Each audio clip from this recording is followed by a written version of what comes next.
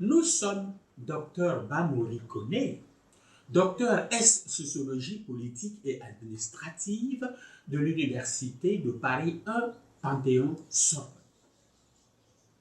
Nous sommes également le fondateur de Kouma Afrique. Et nous avons dit ailleurs que Kouma Afrique est un institut jumelé, c'est-à-dire composé de deux instituts en un. Le premier institut est IABA, l'Institut africain des bègues d'Abidjan. Le second, IARPA, l'Institut africain de réapprentissage de la parole d'Abidjan. Et c'est très justement dans la définition des fonctions de ce second institut que nous avons affirmé, nous avons dit que la deuxième fonction de IARPA est, n'est-ce pas, la production motrice de la parole. En clair, en quoi l'homme parle? Quels sont, n'est-ce pas, les organes qui sont impliqués dans la parole? Quelles sont les relations, par exemple, entre l'appareil respiratoire et la parole, entre l'appareil digestif et la parole, entre les nerfs et les muscles et la parole, etc. Tout ceci pour mieux connaître la parole et pour la dompter. Et pour mieux la dompter. Alors, c'est dans ce cadre que nous, docteur Koné Bamori, intervenons sur le thème « Le larynx crée les sons ». Alors, l'air qui a pénétré par les fosses nasales traverse le pharynx. Vous savez, le pharynx, nous l'avons déjà dit, c'est le carrefour où les orifices partant du nez, des oreilles et de la bouche se rencontrent. N'est-ce pas? Donc nous disions, l'air qui a pénétré par les fosses nasales traverse le pharynx pour atteindre ensuite le larynx. Le larynx, nous l'avons également dit, se trouve à l'entrée de la trachée. C'est là qu'il y a, n'est-ce pas, les outils de la phonation, deux cordes vocales en ligament. Donc, l'air qui a pénétré par les fosses nasales traverse le pharynx pour atteindre ensuite le larynx, partie extrêmement complexe de l'appareil respiratoire. Le larynx est constitué par des cartilages. Alors, les cartilages, qu'est-ce qu'un cartilage? C'est un tissu blanc, dur et élastique aux extrémités des os. Les plus importants, n'est-ce pas, cartilages que nous connaissons sont l'épiglotte. Rappelez-vous, ailleurs, nous l'avons vu. L'épiglotte, c'est cette languette musculo-cartilagineuse qui ferme l'entrée du larynx, c'est-à-dire l'entrée en réalité de la glotte lors du passage des aliments pour éviter leur chute, n'est-ce pas, dans la trachée, qui est la voie respiratoire. Et nous connaissons également le cartilage thyroïde que chacun connaît sous le nom de pomme d'Adam, lequel intervient, et c'est très important, dans la régulation du système nerveux, ainsi que dans les phénomènes de nutrition. En clair, la thyroïde agit sur la croissance, sur tous les métabolismes, sur les facultés intellectuelles et sur les glandes génitales. Outre ces cartilages, le larynx est formé de ligaments. Qu'est-ce qu'un ligament? Un ligament est un faisceau fibreux qui unit les os, les viscères, dont deux constituent justement les cordes vocales. C'est ainsi qu'à l'expiration, l'air chassé par les poumons les fait vibrer, produisant ainsi des sons qu'amplifie la caisse de résonance qui est formée par le pharynx. Le pharynx est le cavum.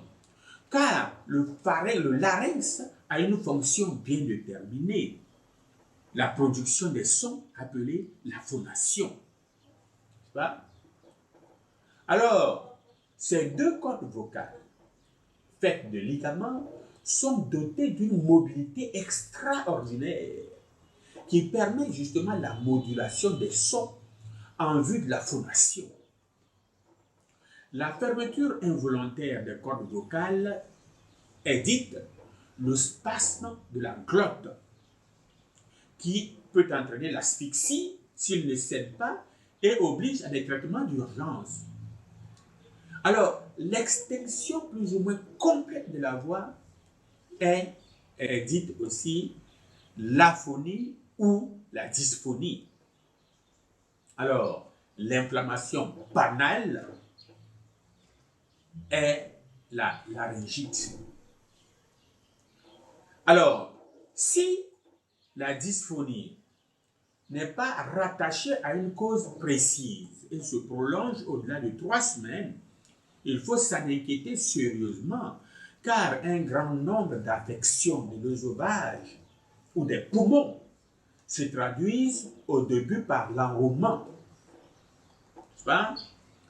La tuberculose et la syphilis, par exemple, font naturellement leurs ravages habituels au niveau du larynx, entraînant des mutilations et des rétrécissements extrêmement gênants. Alors, nous allons maintenant passer en revue quelques prononciations défectueuses dites vices de la parole. En effet, les dents de par l'articulé dentaire, rappelez-vous, l'articulé dentaire, c'est l'engrainement de 2 maxillaires supérieurs et inférieurs. Nous disons donc que les dents par l'articulé dentaire, n'est-ce pas, nous permettent, avec la langue et les lèvres, de créer les consonnes que nous articulons avec les voyelles, que nous porte la colonne d'air expiré des poumons. Et qui, au passage, fait vibrer les 2 ligaments constitutifs des cordes vocales à l'intérieur du larynx. Les consonnes ainsi ajoutées aux voyelles forment les syllabes qui, à leur tour, forment les mots qui, à leur tour également, forment les phrases qui, au final, constituent le langage. Je reprends. Cette activité, à première vue si simple, est difficilement menée par de nombreuses personnes victimes de prononciations défectueuses. Ce sont ces prononciations défectueuses que l'on appelle les vices de la parole. Alors, les vices de la parole peuvent être corrigés par la pratique d'exercices sous la direction, n'est-ce pas, d'un spécialiste qui est l'orthophoniste. Leur origine peut être une malformation des lèvres, ou bien une malformation des fosses nasales, ou bien une mauvaise habitude, ou bien le mimétisme. Souvenez-vous, l'enfant reproduit le langage de ceux qui l'entourent et peut donc ainsi contracter une prononciation défectueuse. Alors, sachez que les 7 vices de la parole sont, pas, 1. Le bégaiement. Alors, le bégaiement, c'est simplement une mauvaise articulation des mots, une prononciation difficile, hésitante. 2. Le grammacisme. Le grammacisme, c'est le remplacement des lettres G et K par les lettres D et T. Nous avons, au point 3, le grasseyement.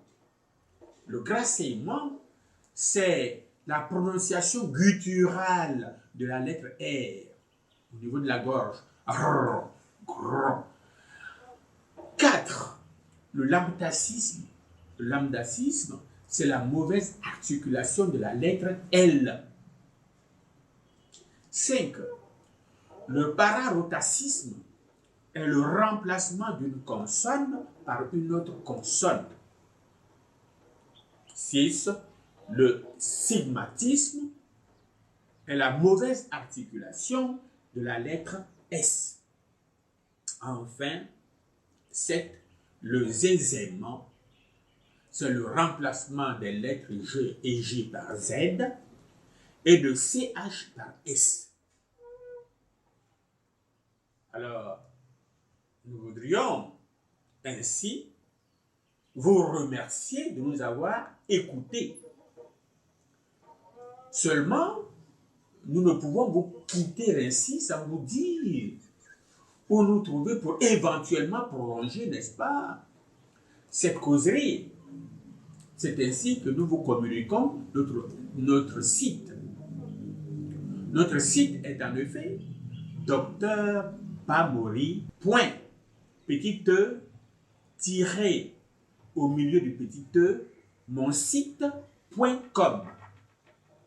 Vous nous trouvez également sur Facebook, juste en insérant Bamori Kone ou Kuma Afrique. Alors, merci encore une fois et nous serions très heureux de vous retrouver.